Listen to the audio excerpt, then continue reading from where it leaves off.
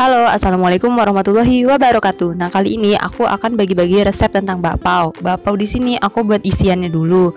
Yang pertama coklat, yang kedua adalah kacang hijau. Untuk kacang hijau, aku pakai kacang hijau yang udah direndam selama 1 malam. Terus ditambah gula, terus agak di blender sedikit. Blender kasar, setelah itu dipanasin kayak buat selai. Tapi kalau misalnya kalian mau hasil yang lebih halus, kalian bisa kukus dulu kacang hijaunya. Pastiin sampai kering kayak gini ya kacang hijaunya. Terus bahan yang kedua yaitu coklat. Aku pakai coklat batang atau coklat dark gitu. Bahan berikutnya yaitu adalah tepung terigu sekitar 300 gram, tepung kanji 1 sendok makan, kemudian gula pasir, dan ada aku tambahin baking powder. Dan ada setelah itu mentega putih 50 gram.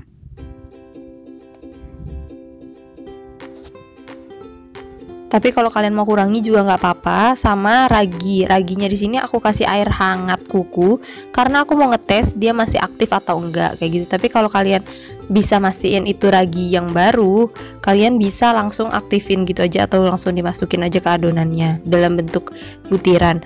Nah, ini adalah susu bubuk, tapi aku tambahin air. Kalau kalian mau pakai susu cair langsung juga nggak apa-apa. Dan bahan berikutnya yang terakhir yaitu garam.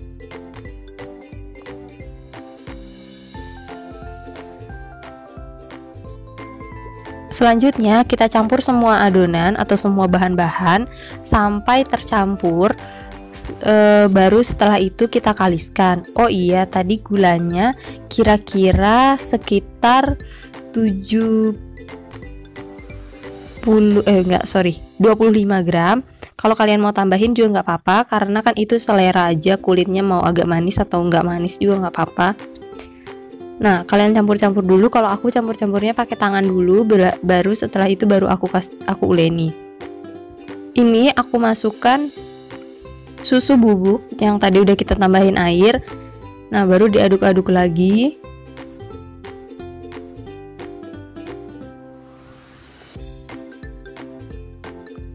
Kuncinya di pembuatan bakpao ini harus sabar karena harus nunggu untuk ngembangnya si adonan ini beberapa lama, beberapa menit. Jadi kalian harus sabar banget.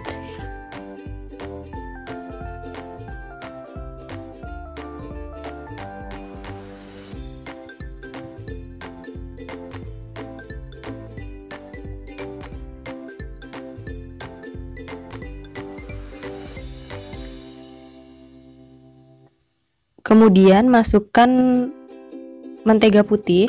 Kenapa kita pakai mentega putih? Karena bakpao itu kan identik warnanya putih ya. Jadi kalau misalnya pakai mentega kuning nanti itu akan merusak warna. Dan mentega putih itu cenderung tawar. Jadi aku tambahinnya mentega putih sesuai resep. Dan aku kasih garam sedikit kayak gitu. Terus setelah itu diuleni. Diuleni nggak usah sampai kalis-kalis banget. Yang penting sampai nyampur aja dan udah nggak lengket lagi sama tangan dengan juga wadahnya. Kalau ini kan masih kelihatan lengket banget ya. Aku saranin sih kalau misalnya mau buat pertama kali untuk adonan kayak gini yang pakai diuleni ini harus sedikit-sedikit dulu, karena kalau belum terbiasa nanti asli capek banget. Tapi kalau misalnya udah terbiasa silahkan, atau kalian punya mesin juga nggak apa-apa. Pakai mixer juga kayaknya bisa deh gitu. Soalnya mixer kan ada juga bagian yang kayak apa sih, helik gitu kan, yang kayak apa sih, bingung nyebutnya. Pokoknya itulah yang digunain untuk bikin adonan sampai kalis gitu untuk donat. Kalian bisa pakai itu, tapi aku pakai tangan.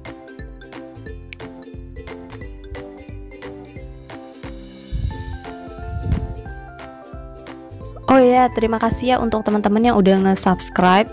Aku udah dapat 100 subscriber, alhamdulillah. Dan sebenarnya channel ini aku bangun itu fungsinya selain untuk nge-share resep atau nge-save juga gitu, karena aku orangnya pelupa dan aku orangnya malas banget buat nulis kayak gitu. Kalau misalnya disuruh nulis terus direkap lagi ke Instagram gitu, aku malas banget. Jadi aku lebih suka di YouTube. Di sini ada proses pengisiannya setelah adonan yang tadi itu kita diamkan dulu. Sorry, aku lupa bilang, adonan yang tadi kita diamkan dulu selama 15 menit. Setelah itu baru kita kempesin lagi yang udah ngembang, terus kita potong-potong bagiannya, diisi coklat atau kacang hijau, kemudian dibulet-buletin kayak gini. Nah, setelah itu didiamkan lagi 35 menit sampai 45 menit, baru nanti bisa kita kukus. Nah, di sini ada proses pengukusannya.